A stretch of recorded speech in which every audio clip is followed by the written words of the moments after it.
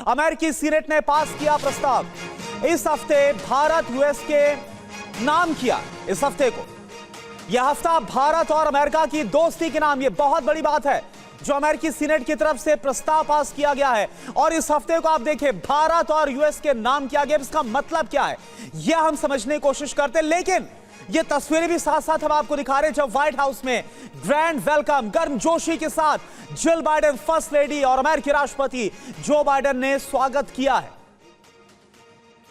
और देखिए वो चिट्ठी, जो रेजोल्यूशन अमेरिकी सीनेट की तरफ से पास किया गया, वो इस वक्त हम आपको दिखा रहे हैं। जो रेजोल्यूशन आप देख पा रहे हैं, और इसमें मोटी बात यह है, बड़ी बात यह है जो हम आपको बता रहे हैं कि यह जो हफ्ता है वो भारत और अमेरिका के दोस्ती के नाम।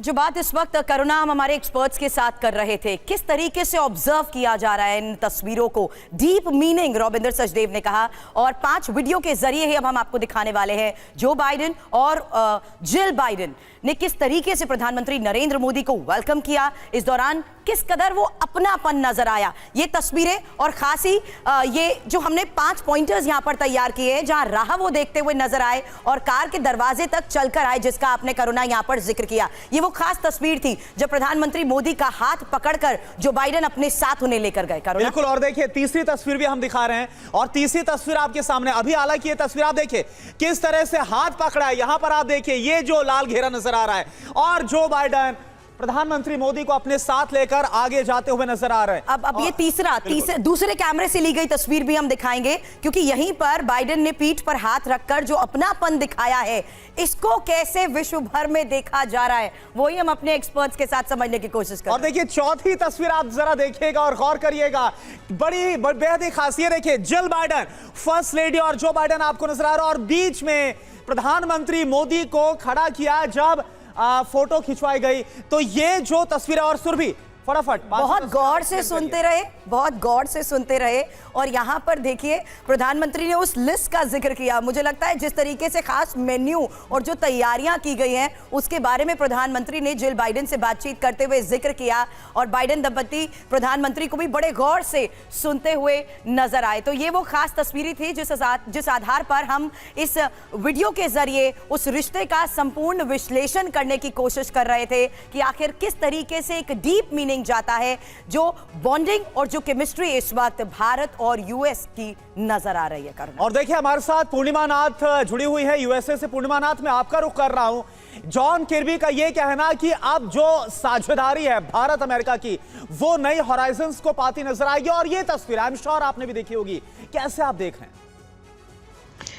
I agree with John Kirby. I think it's a foundational stone that has been placed, but we आगे जाके देखना पड़ेगा 10 साल में ये कैसे कन्वर्ट होता है। बट मेरे हिसाब से आप देखिए, if you consider China's aggression Indo Pacific में एंड साउथ सी चाइना में, यहाँ पे ओवरऑल जियोपॉलिटिकल स्टैंड पॉइंट के हिसाब से और कौन सा कंट्री है जो यूनाइटेड स्टेट्स का सपोर्ट कर सकता है, और कौन सा कंट्री है जो ट्रस्ट वर्दी है, और कौन सा कंट्री है जो कोई कंट्री को इन्वेड नहीं किया, कन्वर्ट नहीं किया, इम्पोज नहीं करते हैं। यूनाइटेड स्टेट्स यहाँ पे आप ऐसे भी ना देखा करें कि ये तो दिखाने के लिए बहुत कुछ करते हैं, but at the same time India को सतर्क रहना पड़ेगा, सारा इंफॉर्मेशन देख के रखना पड़ेगा in terms of technology transfer जो होगा। Technology transfer in general speaking, data से, डिजाइन से, इन्वेंशन से, नॉलेज से, the entire supply chain of the technology will be shared between 2 countries. I think this is important here because बहुत important point पूर्णिमा आपने यहाँ पर रेज किया है। फॉर्मर डिप्लोमेट अचल सर भी हमारे साथ हैं। सर, क्या आप इस बात को अग्री करते हैं, कमिटमेंट्स होना और कमिटमेंट को एग्जीक्यूट करना, इस पर भारत को अभी भी गौर करना होगा?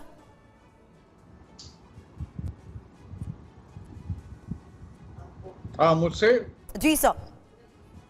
हाँ, नहीं देखिए, डेफिनेटली जब विजिट्स होती हैं, बहुत सारे मेमोरेंडम ऑफ अंडरस्टैंडिंग्स होते हैं, बहुत सारे फ्रेमवर्क एग्रीमेंट्स होते हैं, और असल में जो डिलीवरी है दैट्स मोर इम्पोर्टेंट, क्योंकि आप जब उस पर डिलीवर नहीं कर पाते हैं तो फिर बात आगे नहीं बढ़ती है। हम उदाहरण के तौर पे आपको मैं एक एग्जांपल देना चाहूँगा। अमेरिका और इंडिया के कॉन्टेक्स्ट में ही एक समय था जब बहुत ट्रेड और इन्वेस्टमेंट को लेके बहुत बड़ी-बड़ी बातें हो रही थी, फ्री ट्रेड एग्रीमेंट की बात हो रही थी। जब वो नहीं हो पाया तो मिनी ट्रेड डील की बात हो रही थी।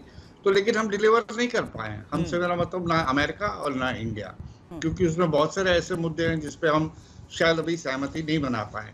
जी। अब चूंकि हम दो मैच्योर डेमोक्रेसीज हैं, दो मैच्योर नेशंस के बीच में रिश्ते हैं, तो हम समझते हैं इस बात को कि अगर डिफरेंसेस हैं, डाइवर्जेंसेस हैं, तो उनको एक बरकरार करके क्यों नहीं उन चीज़ों पे फोकस किया जाए जहाँ कन्वर्जेंसेस है। तो बहुत से ऐसे मुद्दे हैं जो बायलैटरल डायमेंशंस के हैं, ग्लोबल डायमेंशंस के हैं, जहाँ हमारी सहमति है। तो फोकस हमारा इस समय कन्वर्जेंसेस के ऊपर है, ना कि डाइवर्जेंसेस के ऊपर। ठीक है सर, अचल तो सर, ये भी आपसे समझेंगे। इस बीच में एक बड़ी खबर आ रही है कि जो वर्ल्ड सिनारियो में बदलाव आया है,